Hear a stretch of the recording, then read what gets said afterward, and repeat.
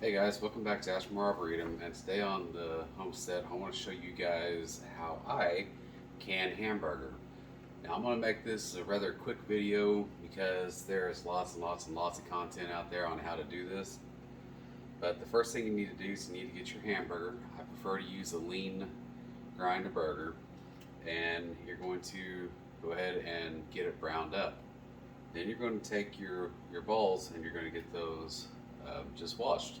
You don't have to sterilize them anymore. Just go ahead and wash them and rinse them out so that way they are clean, so you have something clean to start with.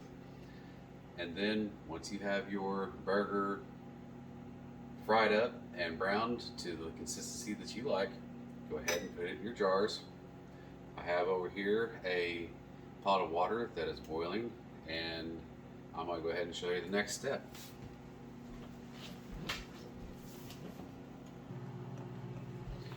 Okay guys, now that we have our water boiling, I just did turn it down so it wouldn't boil over. I'm going to take the ladle, and I'm going to ladle hot water into these jars, and you want to maintain your 1-inch headspace.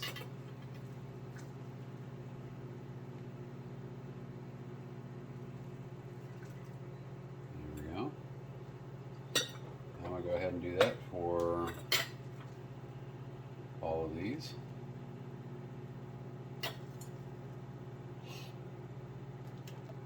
Now,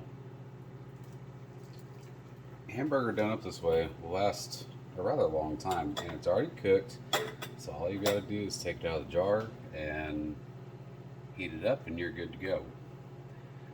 This is good for a quick meal.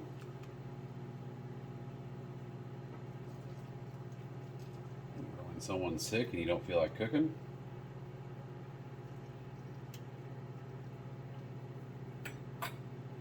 or for instance if the power goes out. Because this will be shelf stable, you do not have to refrigerate this.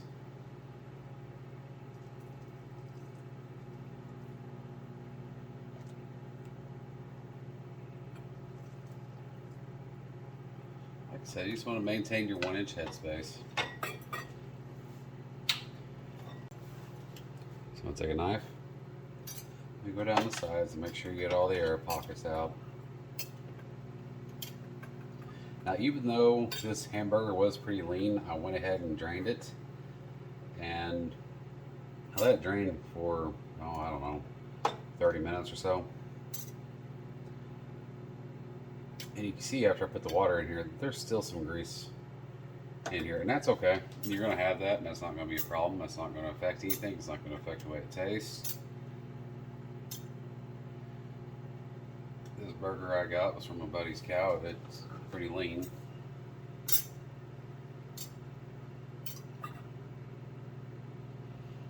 Okay.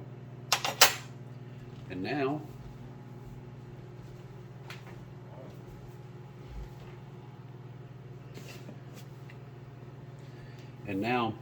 you want to wipe these rims. I'm going to go ahead and do that with some white vinegar.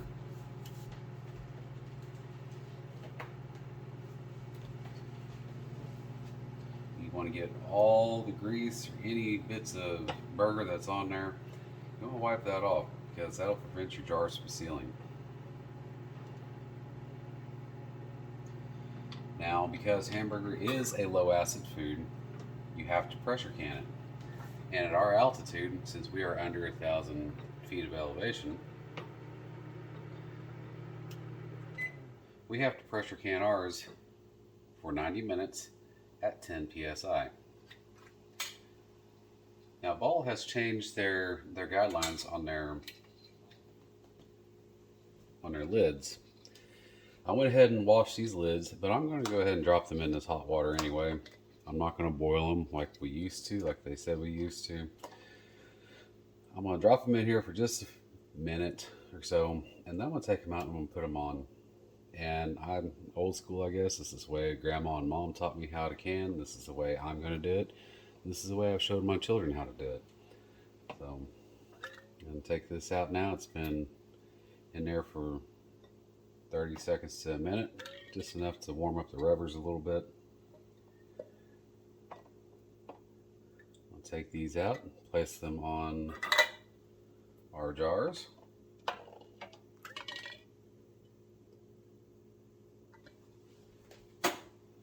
Grab our rings. And you're going to put these on just finger tight.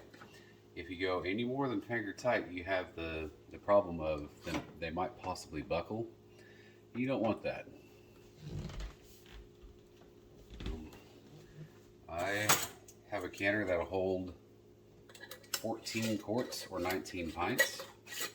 So I'm going to go ahead and get 10 more of these done, and I'll come back and I'll show you the next step in the process.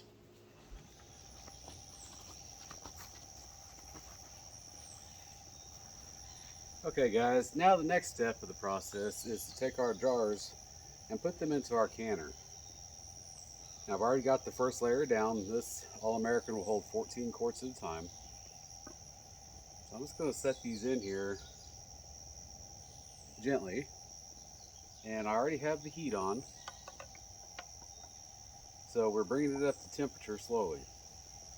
Once I get these in here, I'll go ahead and put the lid on and we'll start building our pressure.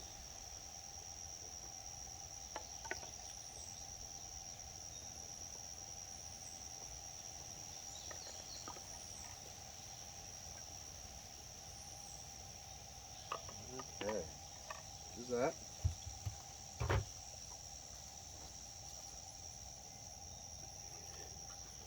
Now on this canner, there's an arrow and there's a notch.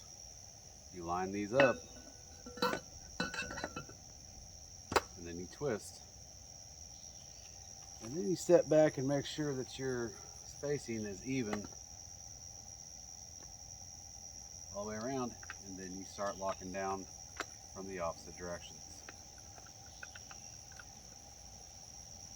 Now, I currently have my propane going at a medium heat. When you're dealing with this, you don't want to go too fast, because then you have to back it off and then try to even out your temperatures, and that's not always the easiest thing in the world to do. Guys, for 4th of July weekend, right now it's absolutely beautiful outside. It's in the low 70s, we got a breeze, and I'm not going to complain about this at all. Okay. From here, what we'll do is we'll go ahead and let this begin building up pressure, and when the steam cart starts coming out of this vent pipe here, then I'll go ahead and set a timer for 10 minutes, let this steam and vent for 10 minutes before I add my weighted jiggler. And once that begins, I'll bring you guys back and I'll show you that process.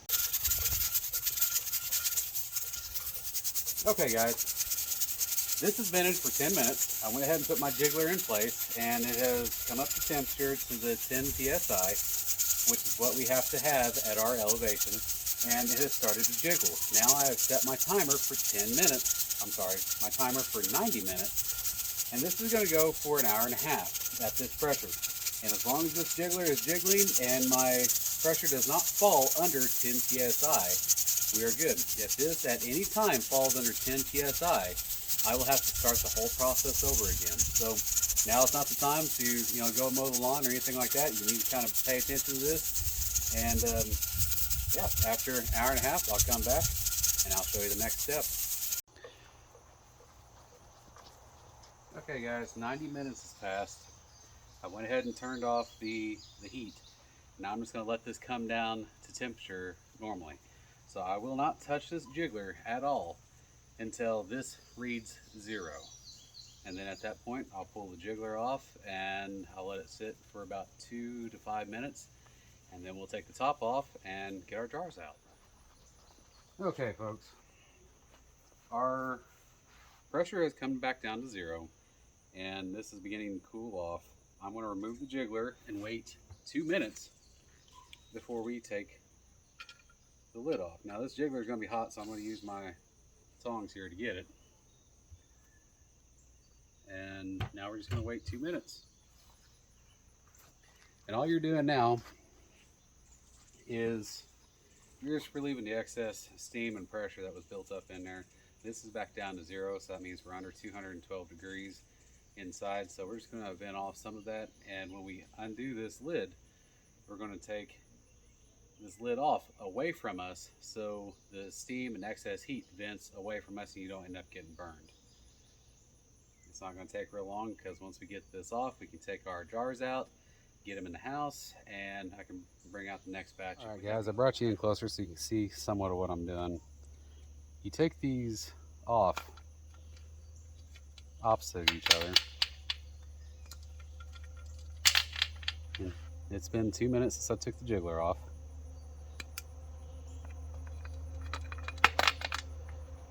All right, we're going to give it a twist. You're going to lift up away from you to vent off that extra steam. All right, that's what we're left with.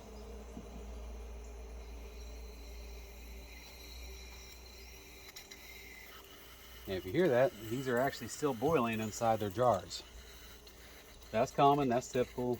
You don't have to worry about it. So what I'm going to do is I'm going to start taking out jars. I'm going to lift these up and set them down. You don't want to shake them, you don't want to jiggle them, you don't want to do anything of that sort.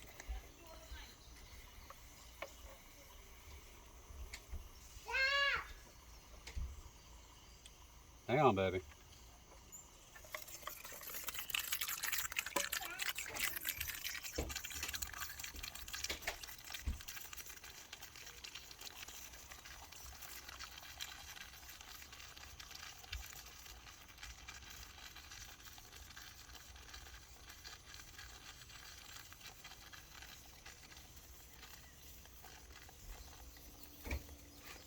Did you say yes?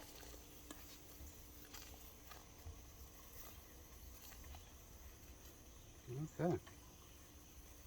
And I think I can get this one on here too. And all right, I'm gonna go get these in the house and we'll get the rest of these put up. All right, folks, and here are the results of that pressure canned ground beef. All of these have already sealed, and if you see over there to the left of the screen, you see a little bit of grease on top of that. That's okay. That's not going to be a problem, but this is what you're left with. This will be shelf stable and it does not need refrigerated, and it's a good way to help clean out the freezers. I hope you guys learned something, and if you did and like this content, please like, share, and subscribe to my channel. And until next time, God bless. Thanks for watching, and happy 4th of July.